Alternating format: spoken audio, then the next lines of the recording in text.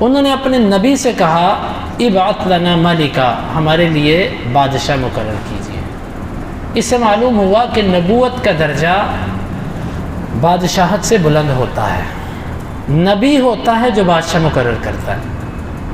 اسی لیے قوم نے بھی اپنے نبی سے کہا کہ آپ بادشاہ مقرر کیجیے۔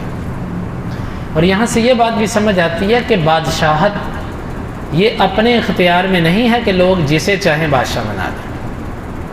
یہ تو آج کے جس دور سے ہم گزر رہے ہیں، اسلام سے دوری کی وجہ سے ہمارے ذہنوں میں یہ بات بٹھا دی گئی کہ 4 بندے جس کی حمایت میں کھڑے ہو گئے وہ بادشاہ، ساری دنیا ایک طرف ہو جائے۔ بادشاہ بنانا بندوں کا اختیار ہی نہیں ہے۔ آپ یہ دیکھیں کہ یہاں پر بنی اسرائیل طالوت کو بادشاہ کب قبول کرتے تھے؟ پڑھا نا آپ نے، وہ کہتے تھے یہ بادشاہ ہو ہی نہیں سکتا ہمارے اوپر۔ نبی نے کہا تم قبول کرو نہ کرو یہی بادشاہ تمہارا۔ تو اس سے معلوم ہوا کہ بادشاہ ہونے کے لیے بندوں کی خوشنودی ضروری نہیں ہے، عوام اور رعایا کی ضروری نہیں ہے خوشنودی، بلکہ بادشاہ ہونے کے لیے اسلام کے دیے ہوئے اصولوں کے اوپر اس کو پرکھا جائے گا۔ اور وہ اصول کون سے ہیں وہ آج کے درس میں انشاءاللہ ہم بتائیں گے کہ بادشاہ، وزیر اعظم اور ملک کا لیڈر، صدر، یہ اور اسی طرح ملک کا جنرل بننے کے لیے کن صفات کا ہونا ضروری ہے۔ یہ تو کفر نے ہماری آنکھوں میں دھول جھونکی اور ہمیں کہا کہ جی تم میں سے جس کی حمایت میں بندے زیادہ کھڑے ہو گئے وہ لیڈر بن جائے گا۔ یہ تو بات ہی غلط ہے۔ یہ یقین مانے میں اس کو اپنا موضوع نہیں بنانا چاہتا، لیکن صرف ایک بات کر کے آگے جاؤں گا۔ جمہوریت کا جو نظام ہے نا، مروجہ جمہوریت، یہ بے وقوفوں کا نظام ہے۔ کیوں؟ اس لیے کہ آپ نے اپنے گھر پہ اگر کام کروانا ہے نا سیوریج کا، تو آپ کس سے مشورہ کریں گے؟ ڈاکٹر سے کریں گے مشورہ؟ کس کے پاس جائیں گے؟ ڈاکٹر کے پاس جائیں گے؟ سافٹ ویئر انجینئر کے پاس جائیں گے؟ کسی بڑے تاجر کے پاس جائیں گے؟ اسکول ٹیچر کے پاس جائیں گے؟ کس کے پاس جائیں گے؟ اور پلمبر کے پاس ہی جائیں گے نا، جس کا وہ شعبہ ہے۔ آپ کو ایک پر تسلی نہیں، 2 3 4 ان میں سے کسی ایک سے مشورہ کریں گے۔ پھر اگر آپ نے یہ جاننا ہو کہ اچھا کام کون کرتا ہے ان میں سے، تو آپ اس کے لیے رائے جو لیں گے وہ اس کام کو سمجھنے والے سے لیں گے جو اس شعبے کو سمجھتا ہے۔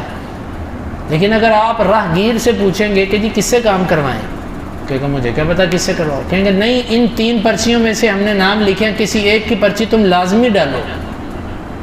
وہ کہے گا چلو ٹھیک ہے، وہ کسی ایک کی پرچی ڈال دے گا۔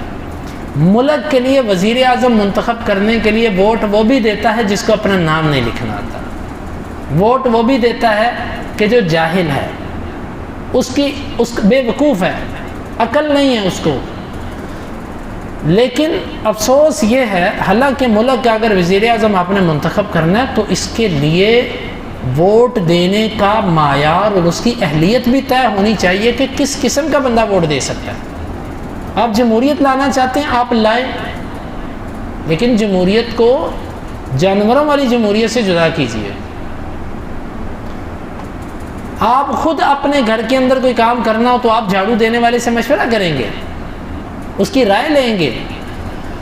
یہاں پر تو گٹر صاف کرنے والا بھی ووٹ دیتا ہے، جھاڑو دینے والا بھی ووٹ دیتا ہے، ایک چوکیدار بھی ووٹ دیتا ہے، ایک وہ بے وقوف کہ جس کی عقل اتنی ہے وہ کہتا ہے میرے گلی کا گٹر بنا دو تو ووٹ لے لو، اس کے نزدیک ووٹ کی ویلیو ایک گٹر پر ہے، وہ بندہ بھی ووٹ دیتا ہے۔ یہ نظام ہی غلط ہے۔ اس کے لیے معیار ہونا چاہیے کہ کون، اس کے لیے چند دیندار لوگ منتخب ہونے چاہیے، چند دنیا کے تجربہ کار لوگ منتخب ہونے چاہیے، دین اور دنیا کے ماہرین لوگوں کو اکٹھا کر کے پھر ان کی رائے کے مطابق چند افراد میں سے کسی ایک کو چنا جائے کہ یہ اس قابل ہے کہ جس کو وزیر اعظم بنایا جائے۔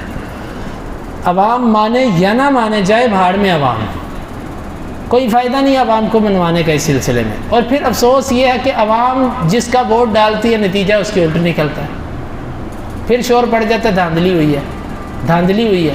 اتنا کچھ کرا کے، اتنے کروڑوں اربوں روپے لگا کر ملک کے اندر اتنے فسادات کروا کے اینڈ پہ نتیجہ پہ کیا نکلتا ہے؟ ہر کوئی کے اندر دھاندلی ہوئی ہے، دھاندلی ہوئی ہے۔ تو کیا فائدہ ایسے نظام کا؟ اس آیت مبارکہ سے معلوم ہوا کہ بادشاہت لوگوں کے اختیار میں نہیں ہے، یہ اللہ تعالیٰ کے اختیار میں، اسی لیے انہوں نے نبی سے کہا کہ آپ بادشاہ منتخب کیجئے کہ کس کو بادشاہ بنانا ہے۔ اور ہمارے نبی صلی اللہ علیہ وسلم بھی ہمیں صفات بتا کر گئے ہیں کہ بادشاہ اور حکمران کون ہونا چاہیے، ہمیں سب بتا کر گئے ہیں وہ۔ نقاتل فی سبیل اللہ، بادشاہ مقرر کرو ہم اللہ کے راستے میں لڑائی کریں۔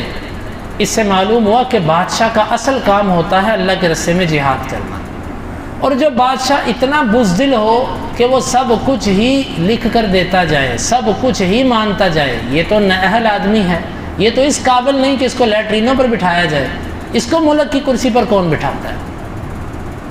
اصل میں ملک کا بادشاہ، ملک کا حکمران وہ ہوتا ہے جو قتال کر سکے، جو اللہ کے دین کے دشمنوں کو کچل سکے۔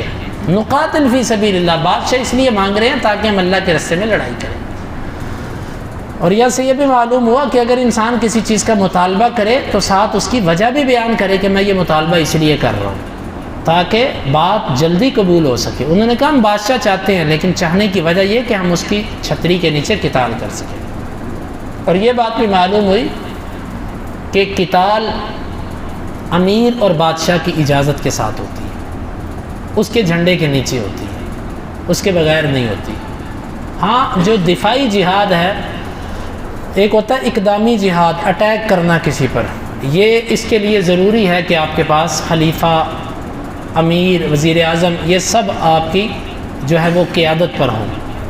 اور دوسری صورت یہ ہوتی ہے کہ آپ اپنا دفاع کر رہے ہیں، کسی نے حملہ کر دیا، پھر دفاع میں کوئی ضروری نہیں ہے، اس میں جس پر حملہ ہوا بس اس پر لازم ہے کہ وہ اپنا دفاع کرے۔